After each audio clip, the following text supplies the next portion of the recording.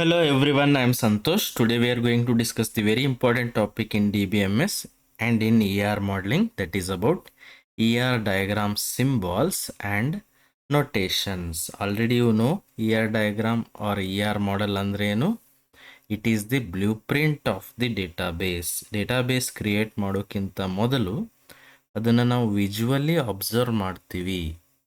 Visual ಆಗಿ ಅದನ್ನ design ಮಾಡ್ತೀವಿ. ಈಗ ಹೆಂಗೆ ಮನೆ ಕಟ್ಟೋಕ್ಕಿಂತ ಮೊದಲು ಅವ್ರು ಏನು ಮಾಡ್ತಾರೆ, ಒಂದು ಬ್ಲೂ ಪ್ರಿಂಟ್ ಹಾಕ್ತಾರೋ ಅದೇ ಥರ ಡಯಾಗ್ರಾಮೆಟಿಕ್ ಇನ್ಫಾರ್ಮೇಷನನ್ನು ಕೊಡೋಕ್ಕೋಸ್ಕರ we need ER model. Okay, ಹಾಗಂದ್ರೆ ಲೆಟಸ್ ಸಿ ನಾವು ಡಯಾಗ್ರಾಮ್ಸ್ ಡ್ರಾ ಮಾಡಬೇಕಂದ್ರೆ ಏನೇನು ಸಿಂಬಾಲ್ಸ್ ಬೇಕು ಅನ್ನೋದನ್ನು ಈಗ ತಿಳ್ಕೋಬೇಕು. Okay, let's write the symbols and their notations. ಅಂದರೆ ಯಾವ್ಯಾವ ಸಿಂಬಾಲು ಯಾವುದ್ಯಾವುದಕ್ಕೋಸ್ಕರ ನಾವು ಯೂಸ್ ಮಾಡ್ಕೋತೀವಿ.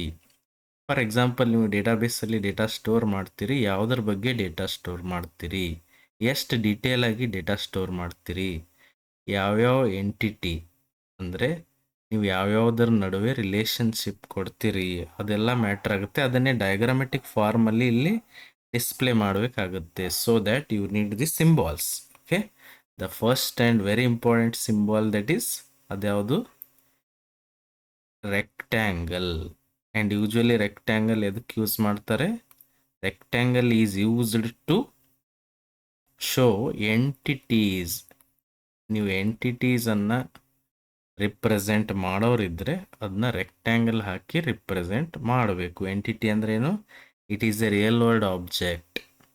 ಫಾರ್ ಎಕ್ಸಾಂಪಲ್, ನೀವು ಸ್ಟೂಡೆಂಟ್ ಬಗ್ಗೆ ಡೇಟಾ ಸ್ಟೋರ್ ಮಾಡೋರಿದ್ರೆ ಸ್ಟೂಡೆಂಟ್ ಅನ್ನೋ ಎಂಟಿಟಿ ಈ ಬಾಕ್ಸ್ ಒಳಗಡೆ ಆರ್ ಈ ರೆಕ್ಟ್ಯಾಂಗಲ್ ಒಳಗಡೆ ಸ್ಟೂಡೆಂಟ್ ಅಂತ ಬರಿಬೇಕು. ಅದನ್ನು ಆಮೇಲೆ ನಾವು ಮತ್ತೆ ನೋಡೋಣ.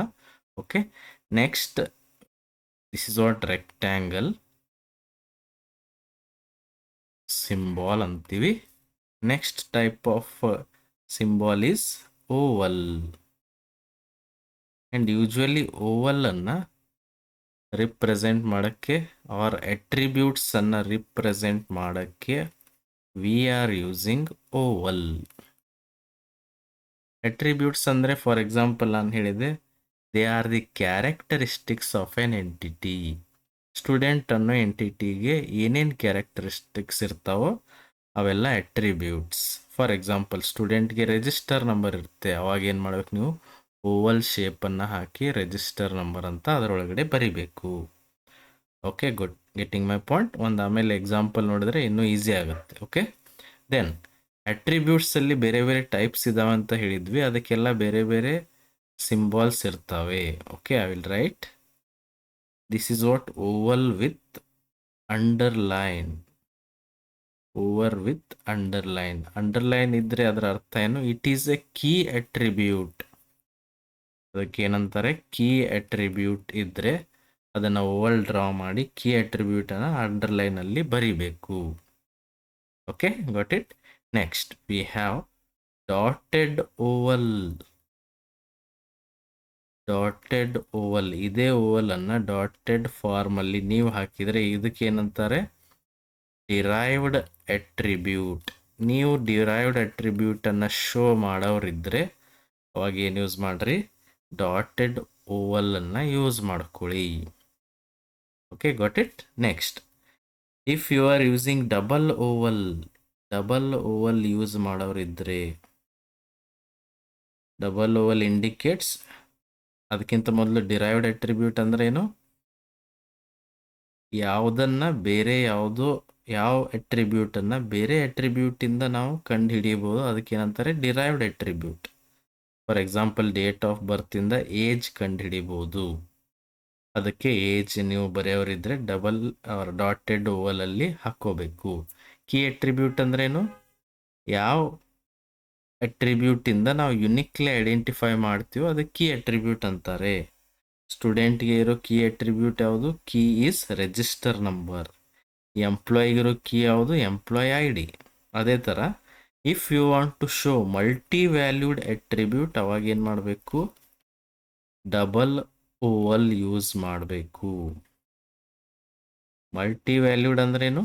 ಒಂದು ಅಟ್ರಿಬ್ಯೂಟ್ಗೆ ಎರಡು ವ್ಯಾಲ್ಯೂಸ್ ಇದ್ದು ಅಂದರೆ, for example phone number, 2 phone number ಇದ್ದರೆ ಅದಕ್ಕೆ ನಾವೇನಂತ ಕರಿತೀವಿ multi valued or skills of an employee. ಒಬ್ಬ ಎಂಪ್ಲಾಯಿಗೆ ಭಾಳಷ್ಟು ಸ್ಕಿಲ್ಸ್ ಇರ್ತವೆ, ಅದಕ್ಕೆ ನಾವೇನಂತೀವಿ ಮಲ್ಟಿ ವ್ಯಾಲ್ಯೂಡ್ ಅಂತ ಕರಿತೀವಿ.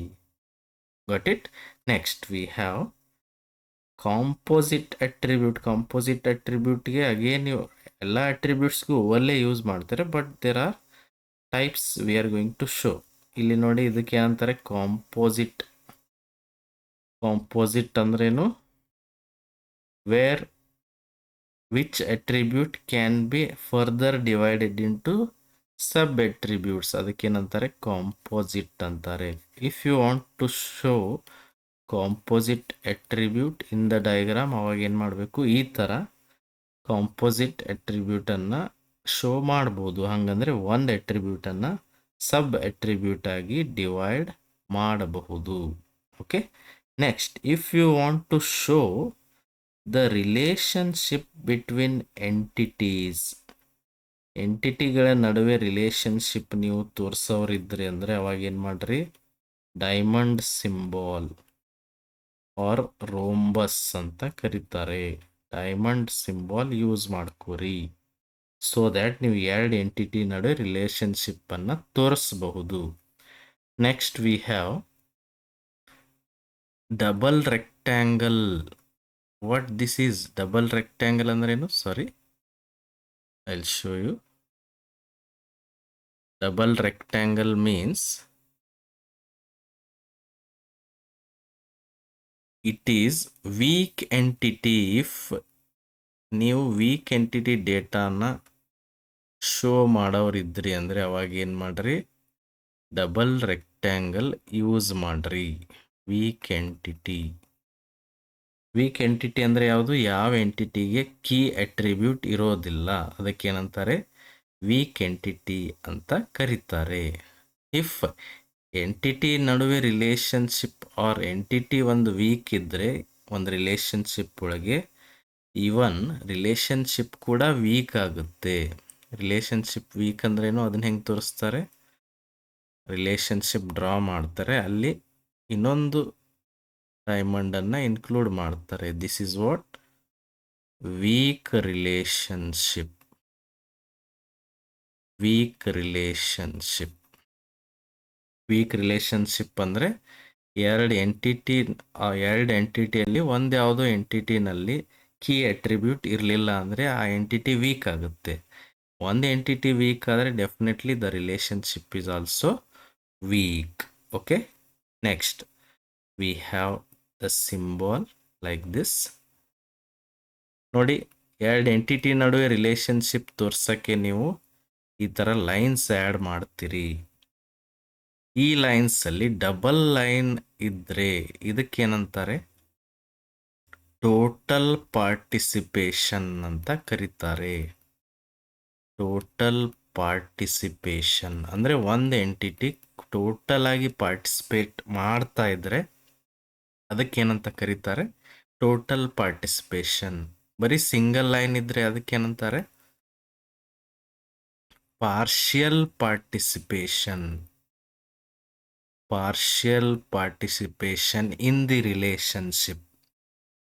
ಇದ್ರ ಬಗ್ಗೆ ತಿಳ್ಕೊಳ್ಳೋಕ್ಕೆ ನಾವು ನೆಕ್ಸ್ಟ್ ರಿಲೇಷನ್ಶಿಪ್ ಅಂದರೆ ಏನು ಅನ್ನೋದನ್ನು ನೋಡೋಣ. ಆಮೇಲೆ ನೆಕ್ಸ್ಟ್ ಈ ಸಿಂಬಾಲ್ಸ್ಗಳನ್ನು ಯೂಸ್ ಮಾಡಿಕೊಂಡು ಪರ್ಫೆಕ್ಟ್ ER ಡಯಾಗ್ರಾಮ್ಸನ್ನು ಡ್ರಾ ಮಾಡೋಕ್ಕೆ it is possible after learning all these concepts. Relationship ಅಂದರೆ ಏನು, ವೀಕ್ ಎಂಟಿಟಿ ಅಂದರೆ ಏನು, ಪಾರ್ಟಿಸಿಪೇಷನ್ ಅಂದರೆ ಏನು, ಅದನ್ನೆಲ್ಲ ಸ್ಟಡಿ ಮಾಡಿ ಆಮೇಲೆ ನಾವು ಎಲ್ಲ ಎಂಟಿಟಿ ನಡುವೆ ಏನೇನು ರಿಲೇಷನ್ಶಿಪ್ ಇದೆ ಅಂತ ನೋಡ್ಕೋಬೋದು in the database. For example, ಒಂದು ಯೂನಿವರ್ಸಿಟಿ ಡೇಟಾಬೇಸಲ್ಲಿ ಎಷ್ಟು ಎಂಟಿಟೀಸ್ ಇರ್ತವೆ? There are so many entities like college is on entity, student is on entity, staff is on entity. ಇವೆಲ್ಲ ಬೇರೆ ಬೇರೆ ಎಂಟಿಟಿ ಇರ್ತವೆ. ಆವಾಗ ರಿಲೇಷನ್ಶಿಪ್ ನಾವು ತೋರಿಸ್ಬೇಕಂದ್ರೆ ಇದನ್ನ ನಾವು ಪಾರ್ಟಿಸಿಪೇಷನ್ ಅಥವಾ ರಿಲೇಷನ್ಶಿಪ್ ಸಿಂಬಾಲನ್ನು ಯೂಸ್ ಮಾಡಬೇಕು. ಅದರಲ್ಲಿ ಟೋಟಲ್ ಪಾರ್ಟಿಸಿಪೇಷನ್ ಇದ್ದರೆ ಡಬಲ್ ಲೈನ್ ಹಾಕೋಬೇಕು, ಪಾರ್ಷಿಯಲ್ ಇದ್ದರೆ ಸಿಂಗಲ್ ಲೈನ್. ಓಕೆ, ಇವೆಲ್ಲ ಸಿಂಬಾಲ್ಗಳನ್ನು ಯೂಸ್ ಮಾಡಿಕೊಂಡು we are going to draw the ER diagrams. ಎಕ್ಸಾಮಲ್ಲಿ ಕೇಳ್ತಾರೆ ER ಡಯಾಗ್ರಾಮ್ ಸಿಂಬಾಲ್ಸ್ ಆ್ಯಂಡ್ ನೊಟೇಷನ್ಸನ್ನು ನೀವು ಡ್ರಾ ಮಾಡಬೇಕು. Okay, let us see one simple ER diagram. ಬರೀ ಒಂದು ಎಂಟಿಟಿ ಅಷ್ಟೇ ನಾವು ಹೇಗೆ ಡ್ರಾ ಮಾಡಬೇಕು ಅಂತ ನಾನು ಇಲ್ಲಿ ತೋರಿಸ್ತೀನಿ. For example, if you want to store the data of employee ಡೇಟಾನ ನೀವು ಸ್ಟೋರ್ ಮಾಡಬೇಕು ಅಂದ್ಕೊಂಡಿದ್ದೀರಾ ಅಂತ ತಿಳ್ಕೊಳ್ಳಿ. ಎಂಪ್ಲಾಯಿನಲ್ಲಿ ಏನೇನು ಡೇಟಾ ಸ್ಟೋರ್ ಮಾಡ್ತೀರಿ? ಎಂಪ್ಲಾಯಿ ID, EMP ID ಅಂತ ಬರೆದಿರ್ತೀನಿ, ಎಂಪ್ಲಾಯಿ ನೇಮ್, ಆಮೇಲೆ employee phone number, phone NO ಅಂತ ಬರೆದಿರ್ತೀನಿ, ಡೇಟ್ ಆಫ್ ಬರ್ತ್, ಆಮೇಲೆ ಸ್ಯಾಲರಿ, ಆಮೇಲೆ ಅಡ್ರೆಸ್. ಇವೆಲ್ಲ ಡೇಟಾನು ನೀವು ಸ್ಟೋರ್ ಮಾಡ್ಬೇಕು ಅಂದ್ಕೊಂಡಿದ್ದೀರಾ ಅಂತ ತಿಳ್ಕೊಳ್ಳಿ. ಈಗ ಇದನ್ನಷ್ಟೇ ಸಿಂಗಲ್ ಎಂಟಿಟಿ ಇದನ್ನು ನಾವು ಹೇಗೆ ಡ್ರಾ ಮಾಡ್ಬೋದು ಅಂತ ನಾನೀಗ ತೋರಿಸ್ತೀನಿ. ಅದನ್ನು ಯೂಸ್ ಮಾಡಿಕೊಂಡು ಮುಂದೆ ನೀವು ಎಲ್ಲ ಎಂಟಿಟಿ ನಡುವೆ ರಿಲೇಷನ್ಶಿಪ್ ತೋರಿಸುವಾಗ this will be the basic drawing. Okay, first I will draw employee entity. ಈ ಎಂಟಿಟಿ ಅಂದರೆ ಹೆಂಗೆ ಡ್ರಾ ಮಾಡಬೇಕು? ರೆಕ್ಟ್ಯಾಂಗಲ್ ಹಾಕ್ರಿ. This is what employee. ಎಂಪ್ಲಾಯಿಗೆ ಏನೇನು ಅಟ್ರಿಬ್ಯೂಟ್ಸ್ ಇದ್ದಾವೆ ಇದಕ್ಕೆ ಕನೆಕ್ಟ್ ಮಾಡಬೇಕು. This is what employee ID.